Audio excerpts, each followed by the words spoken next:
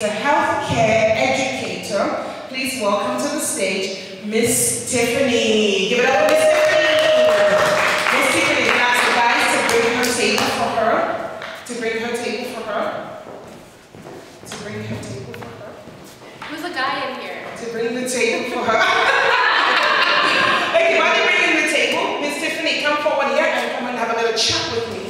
So tell me who Tiffany is. I am a woman. Whoa! Yeah! I've always been proud of my womanhood, but I can stand here today and say that I am very proud To be a woman. to be a woman. Okay, wonderful. So, you are a healthcare educator. How did you become a healthcare educator? Well, I've always wanted to teach, but I didn't necessarily want to teach students in school. Okay. How do I say this? Kids. So I love the medical world. I love nursing. I love all the aspects of that, and now I want to deposit that into those who have the same passion as I do, and just to bring forward to the nurses out there and to those up and coming that you get to be at a person's most vulnerable point of their life, and to realize that you have the opportunity to make an impact. That's amazing. So that is why. Wow. So how long have you been in healthcare? Oh, in healthcare. So 2005, I started my first job, and I've been with Mobile College since 2008. Wow, I'm just realizing that right now. What, 8 years? With the college, yeah. It goes fast. It goes by really, really fast, and it realizes that time flies. You gotta make every moment count. Wow.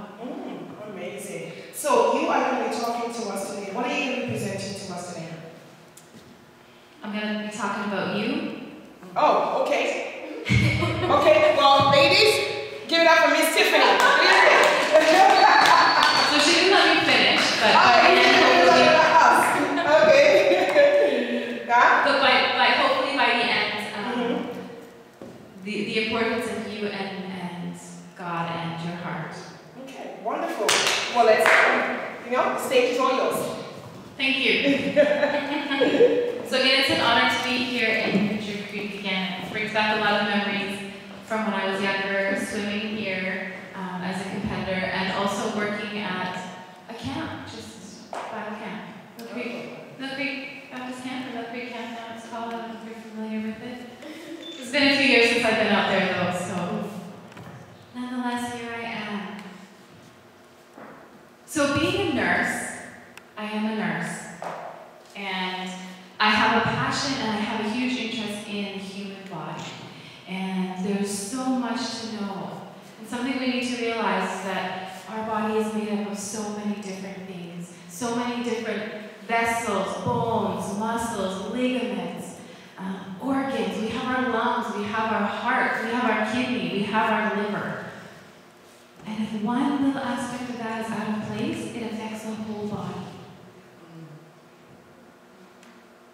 And because I look at the body that way, I am also a child of God, and so I realize that we are also a part of a body, a very important body. And if one of us is out of place, it makes an impact on the whole body, on everybody else.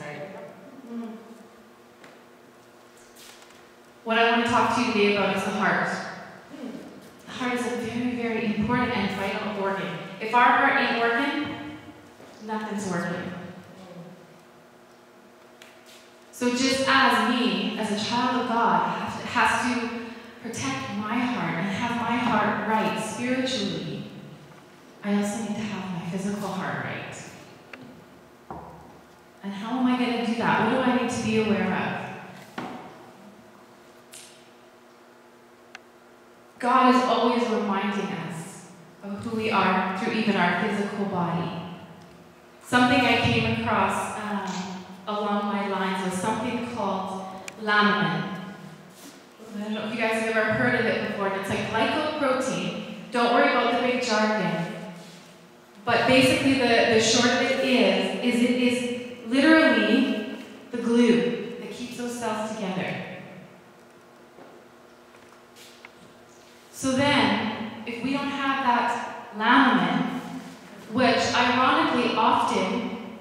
when you put it under a microscope, takes the form of this.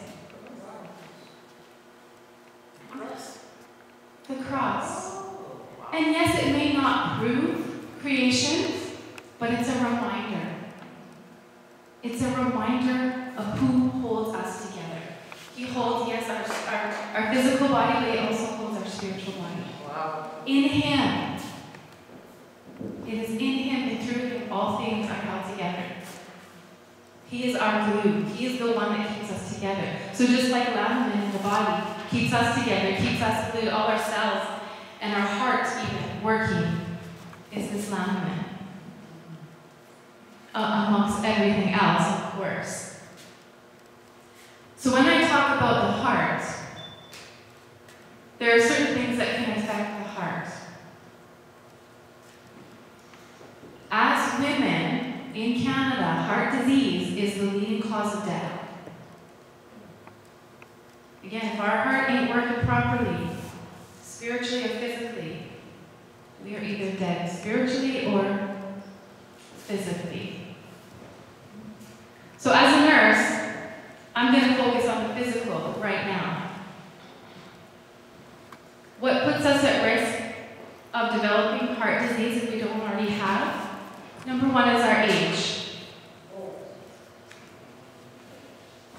You are at increased risk of developing heart disease or having a heart attack, stroke, for those who are 55 or older. But that doesn't mean that it can't happen to anybody who is younger. So age is a factor. Some of the things that we choose to do, some of the decisions that we make can be a factor. Things like our lifestyle, how we choose to fuel ourselves, what we eat, blood pressure. High blood pressure is another risk factor for having a heart attack or stroke. Stress. Who here has stress in their life? As women, we have the tendency to carry the world on our shoulders. We have the natural tendency to focus on everybody else. Are my children okay? Is my husband okay? Is my family okay? And then if you have other obligations, you carry that on your shoulder. We all have stress. If we don't think about ourselves, that stress can start to affect us.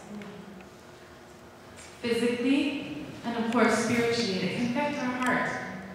We have to protect the heart that God has given us. Another risk factor is diabetes. More specifically, I'm talking about diabetes type 2. The type of diabetes that you're not born with. And that, again, can be influenced by some of your lifestyle choices.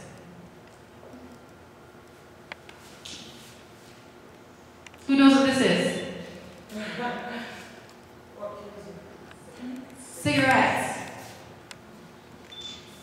Not only smoking cigarettes yourself, but having prolonged exposure to secondhand smoke. So if you're in an environment that you are exposed to smoke, that puts you at another risk of developing heart disease.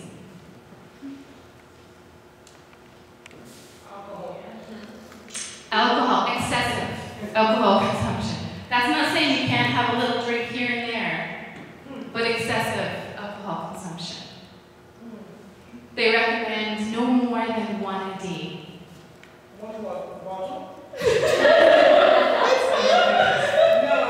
One drink a day. Wow. This is not considered one drink. in case you were wondering. Another risk factor is lack of exercise, inactivity. So if your maximum level of activity is sitting up in bed and laying back down at the end of the day, that's probably not enough. you need to keep that heart strong. You need to exercise that heart. You need to get that heart rate. Give that heart what it needs. Keep it strong. God has given us one body. We need to honor God in that. We need to be, number one, thankful. I'm standing here and I'm thankful for the body that God has given me.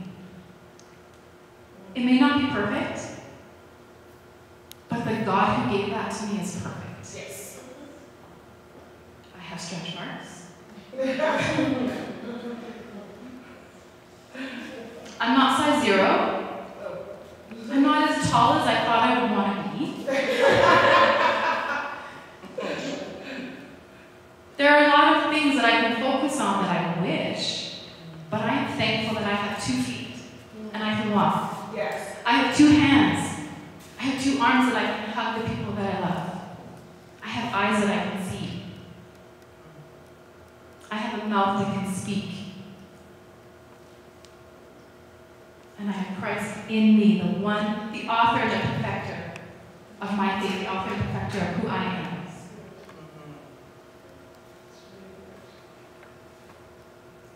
So, that being said,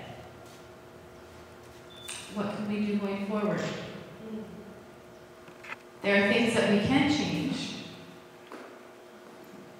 We can't change our age as much as we wish we could. We can't go back in time. But we can go forward in the choices that we make. Who likes these things? Who wants some chips?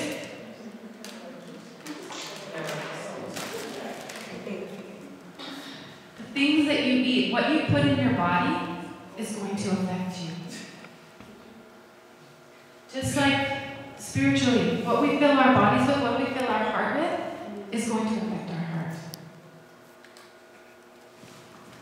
So you need to know what decisions to make. Make the right decisions that's going to be the best for your body. It is recommended in order to help maintain healthy heart, lots of fruits and vegetables. Actually learn to love fruits and vegetables. Smoothies are my favorite. Seaweed, there's lots of good things out there, you just have to look for it. Ask. Okay? Sugar is not good for us. Especially that white refined sugar that is in pretty much everything that you buy out there. 100% juice is okay. But my personal favorite, for all you ladies out there, who likes chocolate? I do. So dark chocolate, and I'm saying specific dark chocolate, has been proven to help supplement or help improve cardiovascular health, your heart, in moderation. I probably wouldn't eat this whole bar, or I probably wouldn't eat this whole bag, but in moderation. So before I end up, I just want to wrap up by just saying a few things. So God has a few things to say to us, and He wants you to remember those things. There's 10 things that I have. He says, I will give you rest. Don't stress. I'm going to give you rest. Don't stress your heart. I got it in my hand. I'm going to hold it. Rest. I will strengthen you. I will give you the strength that you need. I will answer you. You're not calling on deaf ears. I will answer you. It may not be the answer you want, but I will answer you. I believe in you. I will bless you. I am for you. I will not fail you. I will provide for you. Don't worry about where your next meal is going to come from. Don't worry if you think you're never going to find a husband in a really long way. I don't think that applies to anybody here. Maybe a couple. You got time. I will be with you, and I love you. And I'll just end up with a quote that I want you to sink in, and this is for you. She knew that she was formed by God's hands, dreamed up in his heart, and placed in this world for a purpose. Honor him with what he has given you, and he will protect you. He's got your heart. Wow. Now, I do know that a few of us tend to gravitate towards that side of the table more than the middle section of the table here. What would you, how would you encourage people that are struggling with that and they really know they should be in the middle here, but they're magnetized by all of this stuff on this side? How would you encourage them to make that move? So a couple of things. So first of all, don't even bring it into your home. Don't even bring it close to you. Don't have it in the home. Because the first thing you come home, you're exhausted, you're tired, you're hungry. You're gonna open it. Yeah. So don't even keep those things at home. That be so. And it's not saying that you can never have something like this. Thank you. But this should not be your source of nutrition. This should not be your main meal. Once in a while. Once in a while, I mean once a week, not once a day.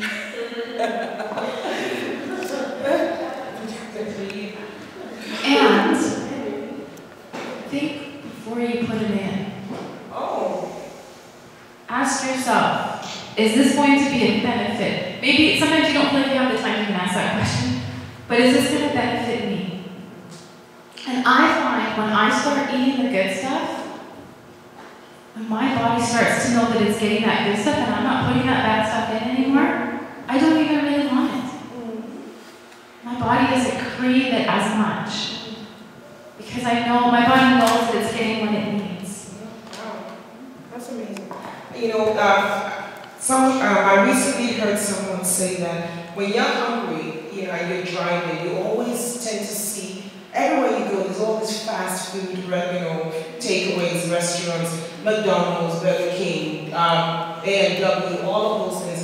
But she actually told me one thing. She says, whenever you see any of those things, keep going because you will see an alternative. There's always an alternative to anywhere that you see a McDonald's or any of those fast food. Keep going, keep driving, keep looking. There is always an alternative. But we don't tend to see that because we're too busy focusing on, there's McDonald's. Let's just head straight for the McDonald's. But there's always an alternative. So you're basically saying, don't have these at home. No, don't even have it within reach. Then when you realize that it is just going to be a treat, you have to physically go out and get limited for that one time. Wow. Amazing. Awesome. Give it up.